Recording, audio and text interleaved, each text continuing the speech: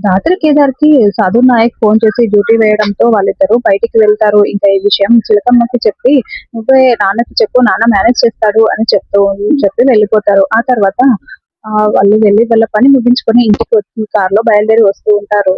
ఇంకా అప్పుడే నిషి వచ్చి, "ఈ ధాత్రి ఎక్కడికెళ్ళింది?" అని అడుగుతూ ఉంటే, భరద్వాజ ఏం చెప్పాలో తెలియక, "నేను టాబ్లెట్స్ మర్చిపోయాను కదా! ఇంటికి వెళ్లి తీసుకురమ్మంటేను వాళ్ళు వెళ్లారు" అని చెప్తూ ఉంటాడు. "అవునా! కారు ఇక్కడే ఉంది. వాళ్ళెలా వెళ్లారు?" అని కౌశికి వచ్చి అడుగుతూ ఉంటే, "అవునమ్మా! నేను చూడలేదు ఎలా వెళ్లారో, కానీ వెళ్లారు" అని భరద్వాజ చెప్తూ ఉంటాడు. "ఇంటి కీస్ నా దగ్గర ఉంటే అది అక్కడికి వెళ్లి ఏం చేస్తుంది? టాబ్లెట్స్ ఎలా తెస్తుంది?" అని రేఖ అరుస్తూ ఉంటుంది. "ఓహ్! ఇంటి కీస్ నీ దగ్గర ఉన్నాయా? అయ్యో! నేను కంగారులో మర్చిపోయానే" అని భరద్వాజ చెప్తూ ఉంటే, అప్పుడే రాత్రి కేదార్ ఇంటి లోపలికి వస్తూ ఉంటాడు. ఇంకా "ఎక్కడికెళ్ళావే?" అని నిషి అరుస్తూ ఉంటుంది. "అది" అని రాత్రి చెప్తూ ఉంటే, ఇంటి కేస్ ఇక్కడే ఉంటే నువ్వెలా ఇంటికి వెళ్లి మెడిసిన్ తీసుకొచ్చావు అని రేఖ అడుగుతూ ఉంటుంది. ఆ మెడిసిన్ ఏంటి అని కేదార్ అనబోతూ ఉంటే ఇంకా భరద్వాజ సైగ చేయడంతో, అది అక్కడికి ఇంటి దాకా వెళ్ళాకే కేసు మర్చిపోయామన్న సంగతి గుర్తొచ్చింది పిన్ని అని రాత్రి చెప్తుంది. ఇంకా కేదార్‌కి సైగ చేయడంతో అవునవును అని కేదార్ కూడా అంటూ ఉంటాడు. ఇంకా అలా సరే అమ్మి పనులున్నాయి, ఇంకా ఫంక్షన్‌కి టైం అవుతుంది. పదండి వెళ్దాం అని వైజయంతి చెప్పడంతో, సరే పదండి అని అందరూ వెళ్తూ ఉంటారు. ఇంకా మరోవైపు యువరాజ్ ఇప్పుడు ఇప్పుడు సుధాకర్ కేదార్ విషయం చెప్పకుండా ఎలా ఆపాలా అని ఆలోచిస్తూ భరద్వాజ మీద ఆహ్, ఎక్వేరియం వేయాలి. గ్లాస్ బౌల్ వేద్దాము. తల పగలగొట్టేస్తే హాస్పిటల్ పాలైతే ఆ విషయం ఆగిపోతుంది అని ఆలోచించి ప్లాన్ చేసి పైన ఉండి ఆహ్, గ్లాస్ బౌల్ పట్టుకొని చూస్తూ ఉంటాడు. అప్పుడే భరద్వాజ, రాత్రి ఇద్దరు పక్కపక్కన నడుస్తూ వెళ్తూ ఉంటారు. సడెన్ గా యువరాజ్ భరద్వాజ మీదకి ఆ గ్లాస్ బౌల్ ని కిందకి విసిరేస్తాడు. రాత్రి గమనించేసి భరద్వాజని నాన్న అంటూ పక్కకు లాగేస్తుంది. ఆ గాజు బౌల్ కింద పడి పగిలిపోతుంది. ఇంకా ఏంటి ఇది ఎవరు వేశారు అన్నట్టుగా అందరూ పైకి చూస్తూ ఉంటారు. కానీ పైన ఎవరు ఉండరు అక్కడ. ఆ తర్వాత యువరాజ్ కిందకి వస్తాడు. అందరూ కూడా ఏం జరిగింది అన్నట్టుగా పరిగెత్తుకొని వస్తూ ఉంటారు.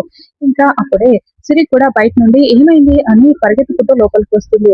సిరి కాలికి ఆ గాజు ముక్క గుచ్చుకుంటుంది. అమ్మా అని అరుస్తూ ఉంటే రాగి సిరి ఏంటి ఇలా పరిగెత్తుకుంటూ వచ్చావు? ఇంత హడావిడిగా ఎందుకు ఇలా చేస్తున్నావు? చిన్నప్పటి నుండి ఇంతే, నువ్వు ఎప్పుడు దెబ్బలు తగిలించుకోవడం అమ్మకి తెలియకుండా దాచిపెట్టత్తయ్యా అని నన్ను అడగడం అని రాగిని లాగా మర్చిపోయి మాట్లాడుతూ ఉంటుంది.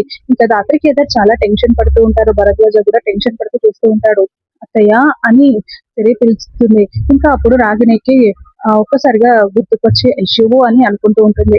ఈ విషయం మా అత్తయ్యకి నాకు మాత్రమే తెలుసు, నీకెలా తెలుసు అని సిరి అడుగుతూ ఉంటుంది. నేను దెబ్బలు తగిలించుకొని వచ్చి మా అమ్మకి తెలియకుండా నువ్వు చూడత్తయ్యా అని చెప్పి మా అత్తయ్యకి నాకు మాత్రమే తెలుసు, నీకెలా తెలుసు అని అడుగుతుంటే, అదే నేనే చెప్పాను అని దాత్రి అంటుంది. నీకెలా తెలిసే? వాళ్ళిద్దరికే తెలుసు అన్న విషయం నీకెలా తెలుసు అని నిషి అడుగుతూ ఉంటుంది.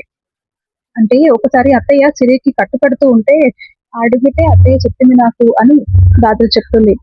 ఇంకా సరే సరే ముందు వెళ్ళి సిరిని రూమ్ లోకి తీసుకొని వెళ్ళు, తనకి ఫస్ట్ ఎయిడ్ చేయి, కాలు నొప్పిగా ఉండుంటుంది అని భరద్వాజ మాట మార్చేయడంతో, సరే పదండి అని సిరిని రేఖ రూమ్ లోకి తీసుకొని వెళ్తూ ఉంటుంది. ఆ తర్వాత యువరాజ్ గార్డెన్ లోకి వచ్చి మిస్ అయిపోయింది అని ఆలోచిస్తూ మండిపడుతూ ఉంటాడు. అప్పుడే రాత్రి కేదార్ అక్కడికి వచ్చి, ఎందుకు యువరాజ్ ఇలా చేస్తావు? నాకు ఆల్రెడీ అనుమానం వచ్చింది, నువ్వు ఏదో ఒకటి చేసేస్తావు నాన్న నిజం చెప్పకుండా ఉండడానికి అని అనుకున్నాము, నువ్వు చేస్తూనే ఉన్నావు అని యువరాజ్ ని కేదార్ తిడుతూ ఉంటాడు. నేను చేశానని మీ దగ్గర సాక్ష్యం ఉందా? మీరు చూసారా? అయినా ఆ టైంలో నేను కూడా అక్కడే కదా ఉన్నాను అని యువరాజ్ చెప్తూ ఉంటే, ఇప్పుడు నువ్వు నా మీద వేయబోయావన్న ఒక్క ఆలోచనతోటి ఆగిపోయాను.